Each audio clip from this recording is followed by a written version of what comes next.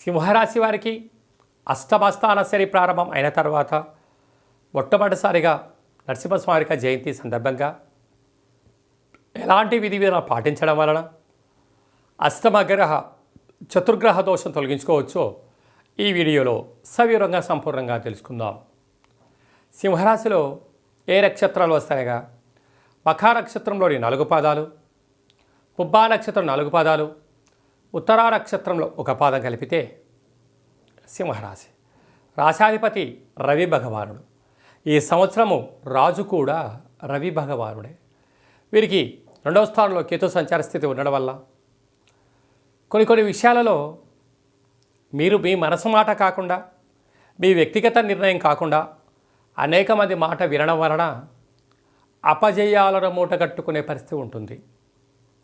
అంటే కొందరు స్వార్థపరులు చేరి వారి వ్యక్తిగత అవసరాల కోసం మిమ్మల్ని ముందుకు తోస్తూ ఉంటారు.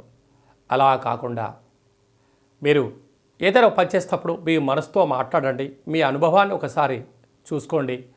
అప్పుడు మిమ్మల్ని ఎవరూ కూడా అపజయానికి దగ్గరగా చేయలేరని చెప్పి గమనించాలి.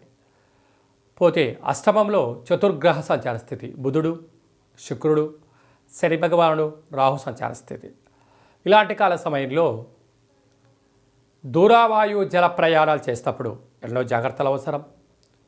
మాట్లాడేటప్పుడు నాలుకను అదుపులో ఉంచుకోవడం, డబ్బులు చూసుకొని ఖర్చు పెట్టడం, అనవసరమైన వాగ్దానాలు చేయకపోవడం విజయానికి ఇవన్నీ తొలిమెట్లయితాయి.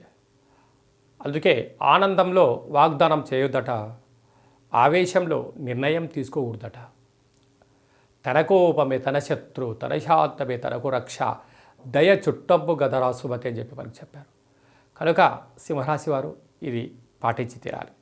భాగ్యస్థానంలో ఏడాది తర్వాత రవి భగవాన్ ఉండడం వల్ల ప్రేమికుల మధ్య, భార్యాభర్తల మధ్య సఖ్యత చాలా అవసరం. లేకపోతే ఎడబాటు అయ్యే పరిస్థితి అధికంగా ఉంటుంది. అలాగే రాజ్యస్థానంలో గురు సంచార స్థితి ఉండడం వల్ల వృత్తులలో, ఉద్యోగాల్లో, వ్యాపారాలలో నిత్యపు పైన పర్యవేక్షణ ఉందని చెప్పి గమనించాలి. వ్యయంలో కుజ భగవానుడు ఉండడం వలన రుణ సమస్య, రోగ సమస్య, అనవసరమైన ఇబ్బందులు అయ్యే పరిస్థితి ఉంటుంది. కనుక ఇలాంటి కాల సమయంలో తొందరపాటు నిర్ణయాలకు సరైన సమయం కాదు.